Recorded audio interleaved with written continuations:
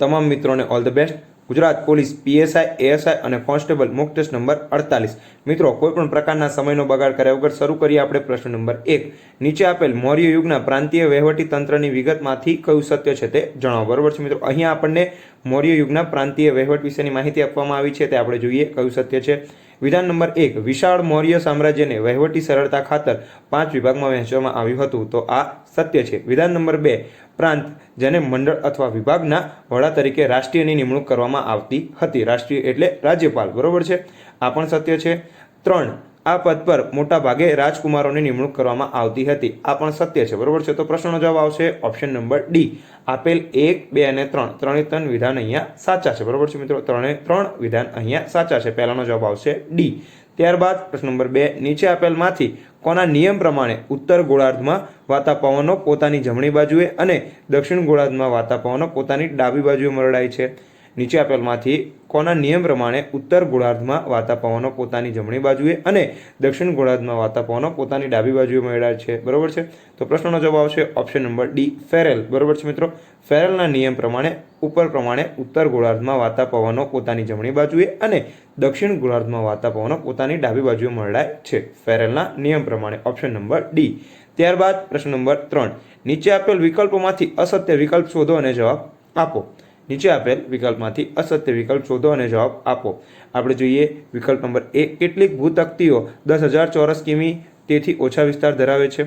કેટલીક ભૂતકતીઓ 10,000 ચોરસ કિમી કે તેથી ઓછો વિસ્તાર ધરાવે છે, તો આ સત્ય છે। બી। કેટલીક ભૂતકતીઓ 10 કરોડ ચોરસ કિમીથી પણ વધારે વિસ્તાર ધરાવે છે, તો આ પણ સત્ય છે। Option number C. Arabian, Fuji, Philippines વગેરે મોટી ભૂતકતીઓ છે મિત્રો, તો અહીંયા આ ઓપ્શન ખોટો છે, કારણ કે અરેબિયન, ફ્યુજી, ફિલિપિન વગેરે ગૌણ એટલે કે નાની ભૂતકતીઓ છે, બરોબર છે, તો અહીંયા આપણો અસત્ય ઉત્તર છે ઓપ્શન નંબર સી। સત્ય આવે પેસિફિક, આફ્રિકા અને યુરેશિયા, બરોબર છે, પેસિફિક, યુરેશિયા અને આફ્રિકા જે મોટી ભૂતકતીઓ છે। અહીંયા પ્રશ્નનો અસત્ય ઉત્તર છે ઓપ્શન નંબર સી। મિત્રો, જો તમે અમારી ચેનલ ઉપર નવા હોય અને ચેનલને હજુ સુધી સબસ્ક્રાઇબ ના કરી હોય તો જરૂરથી સબસ્ક્રાઇબ કરી લેજો, કારણ કે અહીંયા ડેલી બેસિસ ઉપર જીસીઆરટી અને એનસીઆરટી બેઝ મોક ટેસ્ટનું આયોજન કરવામાં આવતું હોય છે, બરોબર છે। અને હા, એક નોટ જરૂરથી બનાવી લેવી, કારણ કે દરેક ક્વેશ્ચન અહીંયા આઈએમપી હોય છે, બરોબર છે। હવે આપણે જોઈએ પ્રશ્ન નંબર 4। નીચે આપેલમાંથી વસ્તી ભૂગોળ અંતર્ગત કઈ બાબતોનો સમાવેશ થાય છે તે જણાવો। નીચે આપેલમાંથી વસ્તી ભૂગોળ અંતર્ગત કઈ બાબતોનો સમાવેશ થાય છે તે જણાવો। તો અહીંયા કેટલાક વિધાન આપવામાં આવે છે, આપણે જોઈએ। 1 તબીબી ભૂગોળ, 2 પ્રવાસન ભૂગોળ, 3 ગ્રામીણ ભૂગોળ, 4 કૃષિ ભૂગોળ અને 5 શહેરી ભૂગોળ, બરોબર છે મિત્રો। તો પ્રશ્નનો જવાબ આવશે ઓપ્શન નંબર સી, એટલે કે 1, 3 અને 5 વસ્તી ભૂગોળ અંતર્ગત તબીબી ભૂગોળ, ગ્રામીણ ભૂગોળ અને શહેરી ભૂગોળ નો વસ્તી ભૂગોળ અંતર્ગત સમાવેશ થાય છે, બરોબર છે મિત્રો। તબીબી ભૂગોળ, ગ્રામીણ ભૂગોળ અને શહેરી ભૂગોળ જે વસ્તી ભૂગોળ અંતર્ગત આવે છે। ત્યારબાદ પ્રશ્ન નંબર 5। નીચેના વિકલ્પોમાંથી સત્ય વિકલ્પ શોધીને જવાબ આપો, બરોબર છે મિત્રો। નીચેના વિકલ્પોમાંથી સત્ય વિકલ્પ શોધીને જવાબ આપો, તો આપણે જોઈએ વિકલ્પ નંબર એ। હર્ષવર્ધન દ્વારા પોતાનું દૂત મંડળ ચીન મોકલવામાં આવ્યું હતું, આ સત્ય છે। વિકલ્પ નંબર બી। તેમણે નાલંદા વિદ્યાપીઠને 100 ગામ ભેટમાં આપ્યા હતા, આ પણ સત્ય છે। તેથી પ્રશ્નનો સાચો જવાબ આવશે ઓપ્શન નંબર સી। આપેલ બંને સત્ય છે, એટલે કે એ અને બી બંને સત્ય છે, પાંચમાનો જવાબ આવશે ઓપ્શન નંબર સી। ત્યારબાદ પ્રશ્ન નંબર 6। નીચે આપેલ એટલાન્ટિક મહાસાગર પટ્ટાની વિગત પ્રમાણે કયું સત્ય છે તે જણાવો, બરોબર છે મિત્રો। નીચે આપેલ એટલાન્ટિક મહાસાગર પટ્ટાની વિગત પ્રમાણે કયું સત્ય છે તે જણાવો। તો આપણે જોઈએ વિકલ્પ નંબર એ। ઉત્તર એટલાન્ટિકમાં આઇસલેન્ડમાંથી એજોર્સ થઈને દક્ષિણ એટલાન્ટિકમાં આવેલો ટાપુ ત્રિસ્તાન દ કુન્હામાં પહોંચે છે। ઉત્તર એટલાન્ટિકમાં આઇસલેન્ડમાંથી એજોર્સ થઈને દક્ષિણ એટલાન્ટિકમાં આવેલ ત્રિસ્તાન દ કુન્હામાં પહોંચે છે, તો આ સત્ય છે। બી। એજોર્સ અને સેન્ટ હેલિનો અહીંના મુખ્ય જ્વાળામુખી છે, આ પણ સત્ય છે। સી। દક્ષિણ એટલાન્ટિસ ટાપુઓ જ્વાળામુખીનું મુખ્ય ક્ષેત્ર છે, તો આ પણ સત્ય છે। તેથી પ્રશ્નનો જવાબ આવશે ઓપ્શન નંબર ડી, આપેલ તમામ સત્ય છે। ત્યારબાદ હવે આપણે જોઈએ પ્રશ્ન નંબર 7। નીચે આપેલમાંથી કયું વિધાન સત્ય છે તે જણાવો। તો આપણે વિધાન જોઈએ। 1 ડેલહાઉસી સામ્રાજ્યવાદીની સાથે સુધારાવાદી પણ હતા। 2 તેમના સમયમાં ભારતમાં પ્રથમ રેલવેની શરૂઆત થઈ હતી, ઈસવીસન 1853માં મુંબઈથી થાણા વચ્ચે। 3 ભારત ઇંગ્લેન્ડ તાર વ્યવહાર વેલેસ્લીના સમયમાં શરૂ થયો હતો। 4 વિધવા પુનર્વિવાહ ધારો વેલેસ્લીના સમયમાં પસાર થયો હતો. તો પ્રશ્નનો સાચો જવાબ આવશે અહીંયા મિત્રો ઓપ્શન નંબર બી, એટલે કે 1 અને 2 સાચું છે. ડેલહાઉસી સામ્રાજ્યવાદીની સાથે સાથે સુધારાવાદી પણ હતા. તેમના સમયમાં ભારતમાં પ્રથમ રેલવેની શરૂઆત થઈ હતી ઈસવીસન 1853માં મુંબઈથી થાણા સુધી. બરોબર છે. ઓપ્શન નંબર 3 અને 4 ભારત ઇંગ્લેન્ડ તાર વ્યવહાર વેલેસ્લી નહીં પરંતુ ડેલહાઉસીના સમયમાં શરૂ થયો હતો. વિધવા પુનર્વિવાહ ધારો પણ ડેલહાઉસીના સમયમાં પસાર થયો હતો. તેથી પ્રશ્નનો જવાબ આવશે ઓપ્શન નંબર બી. પ્રશ્ન નંબર 8 નીચેનામાંથી હળવદ તાલુકો કયા જિલ્લામાં આવેલ છે તે જણાવો. નીચેનામાંથી હળવદ તાલુકો કયા જિલ્લામાં આવેલ છે તે જણાવો. તો પ્રશ્નનો સાચો જવાબ આવશે મિત્રો ઓપ્શન નંબર સી, મોરબી જિલ્લામાં. બરોબર છે મિત્રો. હળવદ તાલુકો મોરબી જિલ્લામાં આવેલો છે અને મોરબી જિલ્લામાં કુલ 5 તાલુકાઓ આવેલા છે. ત્યારબાદ પ્રશ્ન નંબર 9 નીચે આપેલમાંથી કોણ આરોગ્ય મંજરીના રચયિતા હતા તે જણાવો. નીચેના આપેલમાંથી કોણ આરોગ્ય મંજરીના રચયિતા હતા તે જણાવો. તો પ્રશ્નનો સાચો જવાબ આવશે option number C, Acharya Nagarjuna. બરોબર છે મિત્રો. આચાર્ય નાગાર્જુન આરોગ્ય મંજરીના રચયિતા હતા. ત્યારબાદ આપણે જોઈએ પ્રશ્ન નંબર 10. નીચે આપેલમાંથી કૃષિનું ભારતમાં યોગદાન માટે કયું અસત્ય છે તે જણાવો. બરોબર છે મિત્રો. તો આપણે વિકલ્પો જોઈએ. એ રાષ્ટ્રીય આવકમાં 22% જેટલો હિસ્સો આપે છે. બી દેશના 65% લોકોને રોજગારી પૂરી પાડે છે. સી નિકાસમાં પણ ખેતી પાકો અને ખેત પેદાશોનો લગભગ 18% જેટલો હિસ્સો આપે છે. બરોબર છે મિત્રો. તો પ્રશ્નનો અહીંયા અસત્ય જવાબ આવશે મિત્રો ઓપ્શન નંબર બી, એટલે કે દેશના 65% લોકો નહીં પરંતુ 60% લોકોને રોજગારી પૂરી પાડે છે. આ પ્રશ્નનો જવાબ છે દેશના 60% લોકોને કૃષિ રોજગારી પૂરી પાડે છે. અહીંયા આપણને અસત્ય પૂછવામાં આવ્યું હતું. પ્રશ્નનો જવાબ આવશે બી.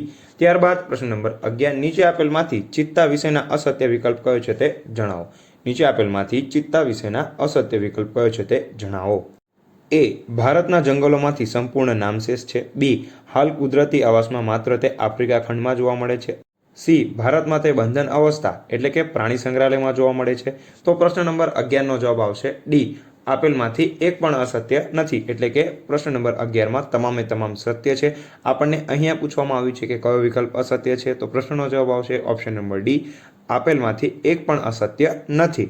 ત્યારબાદ પ્રશ્ન નંબર 12 સુએઝ નહેર ક્યારે શરૂ કરવામાં આવી હતી તે જણાવો. સુએઝ નહેર ક્યારે શરૂ કરવામાં આવી હતી તે જણાવો. તો પ્રશ્નનો જવાબ આવશે સી, ઈસવીસન 1869માં. બરોબર છે મિત્રો.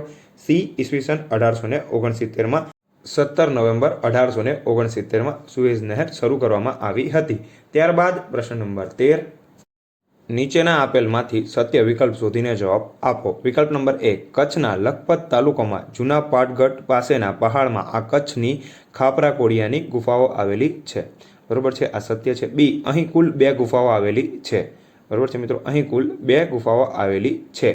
વિકલ્પ નંબર બી પણ સત્ય છે. તેથી પ્રશ્નનો જવાબ આવશે વિકલ્પ નંબર ડી, એટલે કે એ અને બી બંને સત્ય છે. ત્યારબાદ પ્રશ્ન નંબર 18 નીચેના વિધાનો વાંચી અસત્ય વિકલ્પ શોધીને જવાબ આપો. બરોબર છે. એ દિવસે સમુદ્ર વિસ્તાર કરતાં જમીન વિસ્તાર વધુ ઝડપથી ઠંડા થાય છે. બી તેથી જમીન વિસ્તારો પર હલકું દબાણ અને સમુદ્ર વિસ્તારો પર ભારે દબાણ રચાય છે. સી દરિયાઈ લહેરોને લીધે સમુદ્ર કિનારા નજીકના પ્રદેશોનું તાપમાન 5 સેલ્સિયસથી 7 સેલ્સિયસ જેટલું નીચું રહે છે. ડી ઉનાળામાં સમુદ્ર કિનારા પાસેના પ્રદેશોમાં સમઘાત આબોહવા અનુભવાય છે. પ્રશ્નનો અહીંયા આપણને અસત્ય વિકલ્પ પૂછવામાં આવ્યો છે. તો ઓપ્શન નંબર એ અહીંયા અસત્ય છે, કારણ કે દિવસે સમુદ્ર વિસ્તારો કરતાં જમીન વિસ્તારો વધુ ઝડપથી ગરમ થાય છે. બરોબર છે મિત્રો. વધુ ઝડપથી ગરમ થાય છે. આ પ્રશ્નનો અહીંયા સાચો જવાબ આવશે. ત્યારબાદ હવે આપણે જોઈએ પ્રશ્ન નંબર 15 નીચે આપેલ વડાપ્રધાન માટેની લાયકાતમાંથી અસત્ય લાયકાત કઈ છે તે જણાવો. તો એ ઓછામાં ઓછા 30 વર્ષ પૂર્ણ કરેલા હોવા જોઈએ. બી સંસદમાં 2માંથી કોઈ ગૃહના સભ્ય હોવા જોઈએ. સી સભ્ય ના હોય તો 6 મહિનામાં કોઈ ગૃહમાં સભ્ય બનવું જરૂરી છે.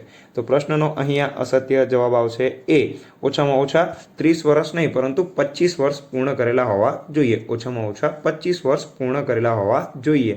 ત્યારબાદ હવે આપણે જોઈએ પ્રશ્ન નંબર 16 નીચે આપેલમાંથી અસત્ય વિકલ્પ કયો છે તે જણાવો. એ વિશ્વભરમાં ભારત સિમેન્ટ ઉદ્યોગમાં દ્વિતીય સ્થાન પર છે. આ સત્ય છે. બી પંજાબ ખાતે ઊની કાપડની વધારે મિલો આવેલી છે.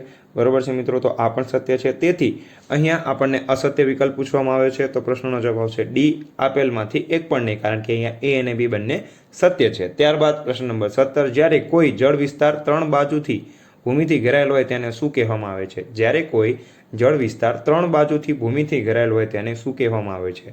તો પ્રશ્નનો જવાબ આવશે બી, અખાત.